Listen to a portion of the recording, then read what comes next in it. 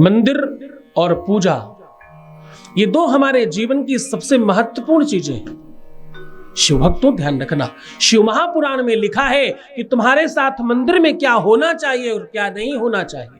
अगर तुम ये बात जानते हो कि तुम्हारे मंदिर में क्या रखना है और क्या नहीं रखना है, बस इतनी सी बात जान लो, तुम्हारी पूजा सफल होने लगेगी। तुम 2 मिनट की पूजा करते हो तो भी सफिशिएंट है, तुम बहुत लंबी पूजा करते हो तब भी ठीक है, तुम कम पूजा कर पाते हो, तुम आरती या अगरबत्ती लगा करके प्रणाम करके जाते हो या सिर्फ प्रणाम करके जा रहे हो या मंदिर में सिर्फ हाथ भी जोड़ रहे हो, तुम्हें लगता क्यों नहीं है? ध्यान किया कभी आपने? तुमने कभी यह बात सोची क्यों नहीं कि तुम्हारी पूजा सफल होती क्यों नहीं? क्यों पूजा नहीं लग रही है? क्यों तुम्हारे सत्कर्म तुम्हारे काम नहीं आ रहे हैं और क्यों तुम दुखी हो?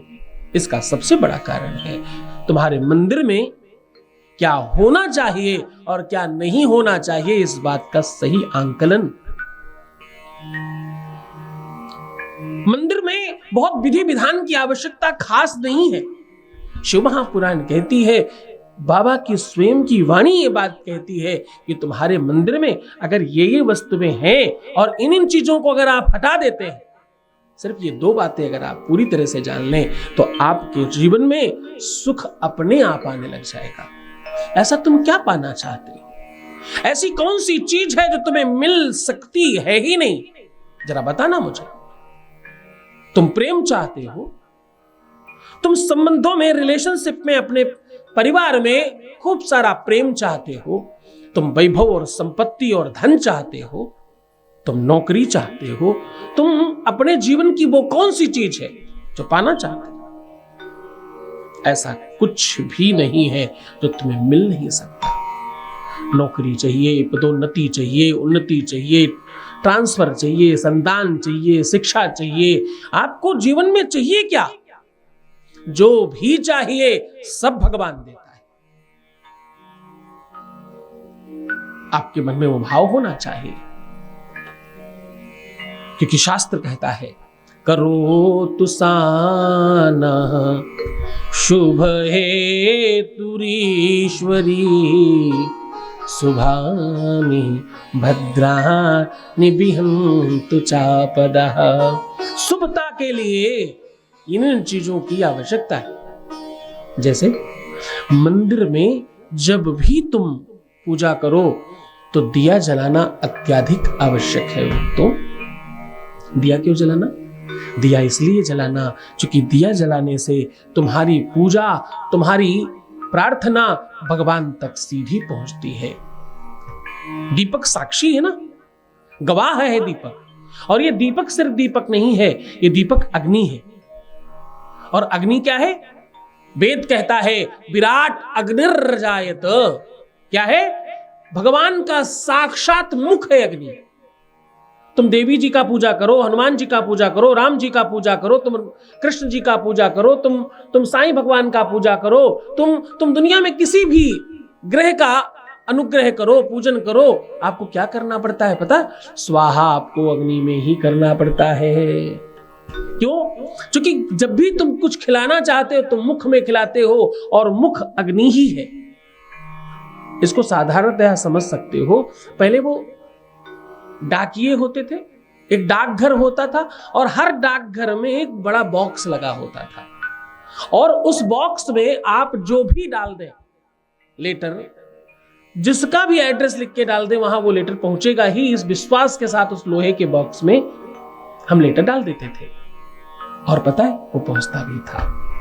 बिल्कुल वैसे ही आप अग्नि में जो भी स्वाहाकार करते हैं, जिस भी देवता के, देवी के नाम से, यानी एड्रेस सही लिखा हो तो वो वहां तक पहुंचता ही है। इस भावना से हम लोग यज्ञ करते हैं। उसी यज्ञ का छोटा स्वरूप है दिया जलाना। भो दीप देव रूपस्थम, क्या है? भो दीप देव रूपस्थम कर्म साक्षी हविंद कृत। हे देवता, हे मेरे पूजन के साक्षी, यावत कर्म समाप्ति स्यात् जब तक मेरा पूजा कर्म समाप्त न हो जाए, तावत त्वं स्थिरो भव, तब तक तुम यहां जलते रहना। और ये सारी बात जाकर के भगवान को कहना। इस भाव से हम दीपक जलाते हैं। दीपक जलाकर उसमें गंधक शतपुष्प जरूर चढ़ाना, क्योंकि ये देवता है, तुम्हारी पूजा सार्थक होगी। और किसी भी वजह से तुम दिया चाहे देशी घी का जलाओ, सरसों के तेल का जलाओ, तिल के तेल का जलाओ, तुम जैसे भी जला सकते हो, जो भी व्यवस्था है। शिव महापुराण में तो एक व्यक्ति ने अपने कपड़े जला दिए उजाला करने के लिए, और बाबा ने उसे दीपक मान लिया। तुम किसी भी तरह से प्रकाश करो तो, अग्नि स्थापित करो तो, कुछ नहीं कर सकते तो धूप बत्ती ही जला लो। धूप बत्ती के पीछे कारण सिर्फ अग्नि स्थापन है, बाकी कुछ भी नहीं। किसी भी रूप में आपको अग्नि अपने पूजन में रखनी होती। और दूसरा एक सबसे बड़ा प्रॉब्लम जो आप सबके घरों में है, आप पूजन करते समय जलपात्र नहीं रखते। दिया तो कभी कदार जला देते हैं, धूप बत्ती अगरबत्ती तो कभी कदार हो जाती है, लेकिन जलपात्र तो बिल्कुल नहीं रखते। सत्य मानना, हम तो कथा भी करते तो जलपात्र रखकर बैठते हैं। हाँ, बिना जलपात्र के अग्नि और जल ये ऐसे साक्षी देवता हैं, इनके बगैर आपकी पूजा सफल नहीं होती। आपके घर में जो इलेक्ट्रीशियन आता है उससे पूछना, अर्थ और फेस दोनों नहीं हो तो लाइट नहीं जलती, प्रकाश नहीं होता। और कभी कभी तो अर्थ अगर खराब हो जाए तो पूरे घर में करंट आने लगता है। चाहे फेस और चाहे अर्थ, ये दोनों ही अपने आप में बड़े महत्वपूर्ण वायर हैं, और ये दो वायरों पर पूरा का पूरा संसार टिका है।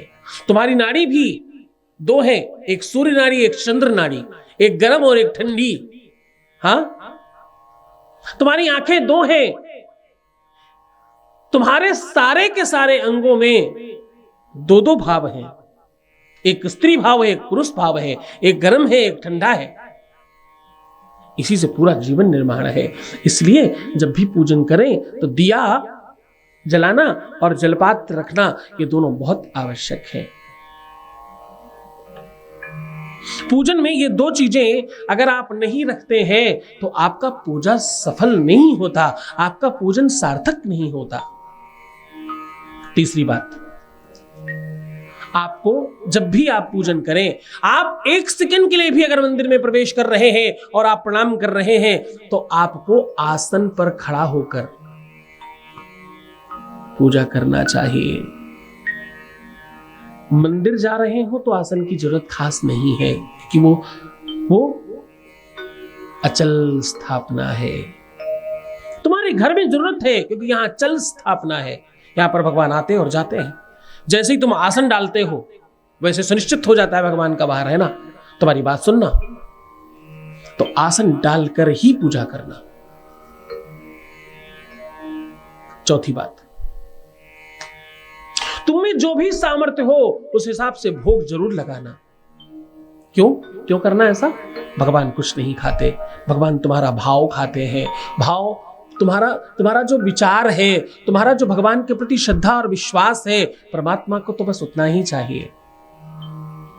लेकिन ददाति प्रतुगृह्णाति नान्यथै सा प्रसीदति, जो तुम देते हो तुमको वही मिलता है।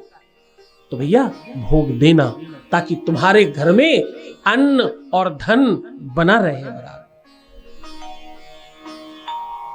और एक बात, सुगंध तब कीमती होती है जब वो फिजाओं में फैलती है, उसकी कीमत तब बढ़ती है। सीसी में बंद पड़ी है तो क्या ही उसकी कीमत है, क्या पता कौन है ये।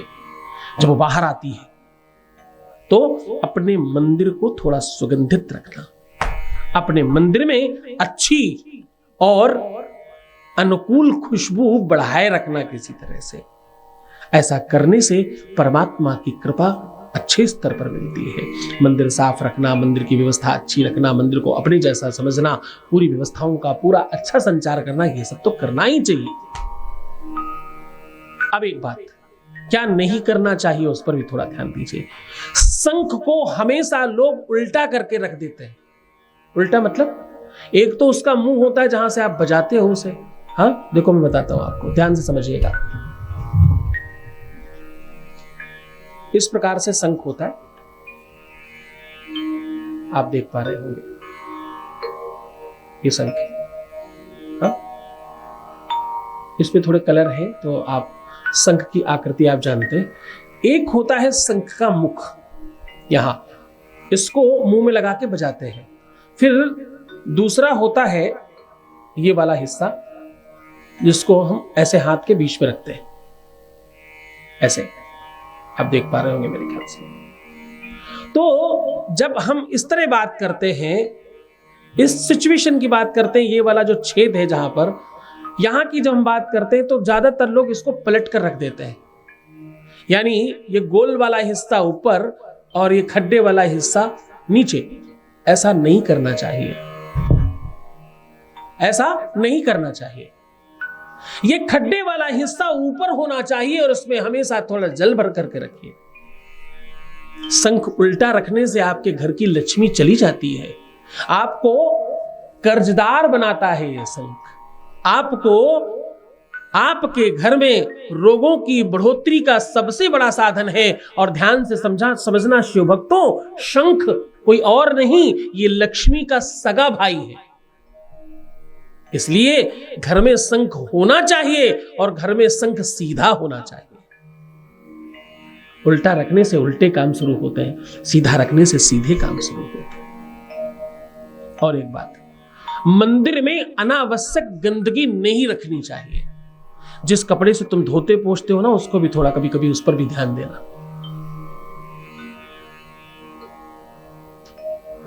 मंदिर कभी भी बाथरूम इत्यादि के बराबर में नहीं बनाना चाहिए।